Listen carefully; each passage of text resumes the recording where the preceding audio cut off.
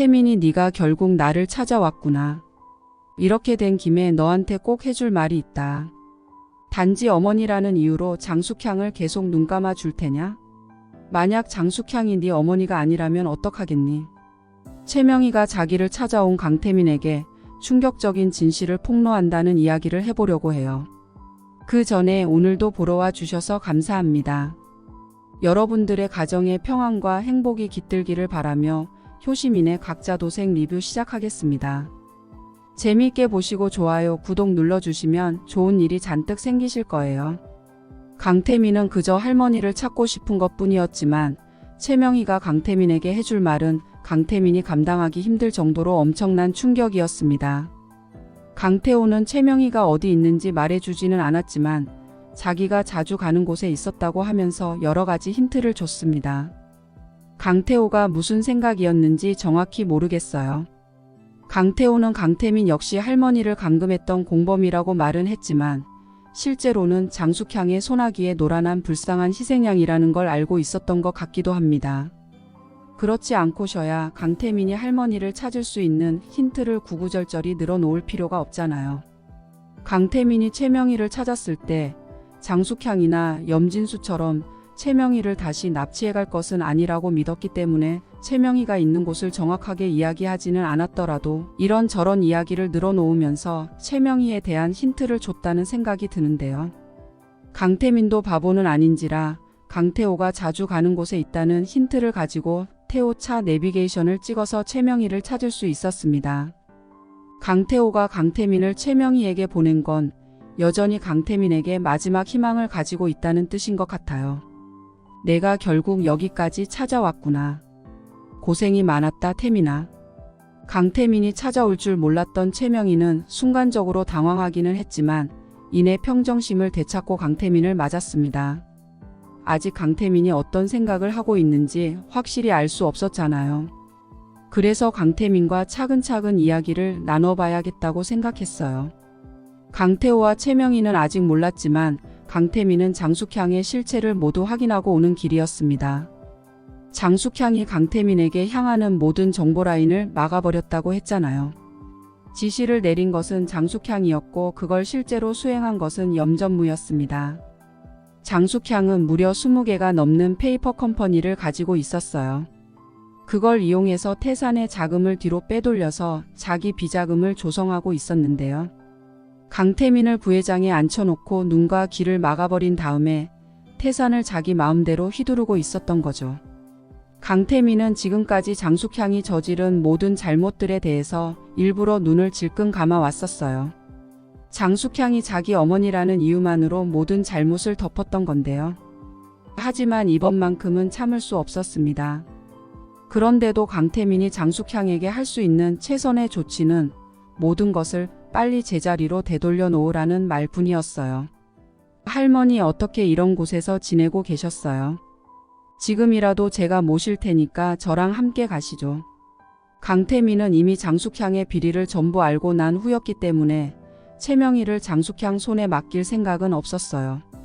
하지만 최명희 입장에서는 장숙향의 꼭두각시 노릇을 했던 강태민에게 어느 정도 경계심을 가져야만 하는 상황이었습니다. 그래서 강태민을 바로 따라갈 수 없었는데요.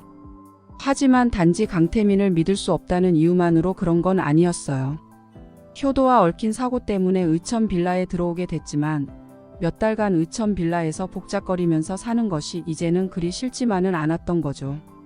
방끝순이 맨날 노크도 없이 문을 벌컥벌컥 열고 들어와도 항상 주의를 주기만 하지 방끝순을 내쫓지는 않았잖아요. 심지어 미국의 아들 손주를 보러 가고 싶다는 방끝순에게 영어를 처음부터 한 글자씩 가르쳐주고 있었어요. 처음부터 가르치는 것이 쉽지 않았을 텐데 방끝순을 지도하는 최명희의 모습에서는 짜증 같은 건 조금도 느껴지지 않았고 오히려 즐거워하는 것 같은 느낌까지 풍기고 있었습니다. 내가 여기서 해야 할 일이 있다. 내가 없으면 아들이랑 말 한마디 하는 것이 소원이라던 사람이 소원을 이룰 수 없게 된다. 해야 할 말이 있으면 언제든지 여기로 나를 찾아오거라. 최명희는 태산을 이끌던 카리스마가 여전한 사람이었습니다. 강태민이 말로 하지는 않았지만 강태민이 장숙향에 대해 뭔가를 알게 됐다는 것을 바로 눈치챘어요. 강태민의 변화를 보고 최명희는 강태민에게 아직 희망이 있다는 생각을 했습니다. 그래서 언제든지 찾아오라는 이야기를 했던 건데요. 할머니, 그럼 하나만 가르쳐 주세요. 제가 어떻게 해야 할지 모르겠습니다. 저한테 가장 중요한 건 태산과 어머니예요. 그런데 어머니가 태산을 망치고 있습니다. 저는 둘 다 지키고 싶은데 그 방법을 모르겠어요. 장숙향은 강태민이 예전부터 착한 본성을 지니고 있다는 것을 알고 있었습니다. 그런 착한 심성 때문에 장숙향이 오히려 강태민을 자기 마음대로 이용해 먹고 있다는 게 안타까울 따름이었는데요. 최명희는 예전부터 그걸 끊어놓고 싶었지만 아무리 할머니라도 자식한테 엄마 욕을 하는 것은 이치에 어긋난다는 생각에 도저히 그럴 수가 없었던 거죠. 최명희는 교양 있는 사람이었고 세상은 원리 원칙에 따라 돌아가야 한다고 생각하는 사람이었잖아요. 원칙을 무시하고 모든 것을 자기 탐욕대로 하려고 하는 장숙향에 대한 경고를 하고 싶었는데 이제서야 그 기회가 찾아왔습니다. 태민아, 모든 것을 지키려고 하다가는 모든 것을 잃게 되는 법이란다. 하지만 둘 다 지킬 수 있는 방법이 없는 것은 아니야. 모든 것이 순리대로 흘러가게 한다면 아무런 문제가 없는 법이다. 하지만 누군가의 욕심이 순리를 어긋나게 해버리면 거기서부터 모든 것이 틀어지게 되는 거란다. 그것부터 바로 잡는 것이 모두를 지키는 일이야. 강태민은 장숙향의 말을 정확하게 알아들었습니다. 강태민은 심성이 여려서 그렇지 머리가 좋은 아이였잖아요. 장숙향이 저지른 짓을 올바로 되돌려 놓으면 태산도 지킬 수 있고 장숙향이 어긋난 길을 가는 것도 막을 수 있다는 뜻이었던 거죠. 강태민도 사실 그걸 몰랐던 건 아니었습니다. 다만 어머니의 뜻을 거스르는 행동을 하는 것이 너무나도 망설여졌던 거죠. 그런 고민에 빠져 있는 강태민에게 장숙향이 결정적인 조언을 해줬습니다.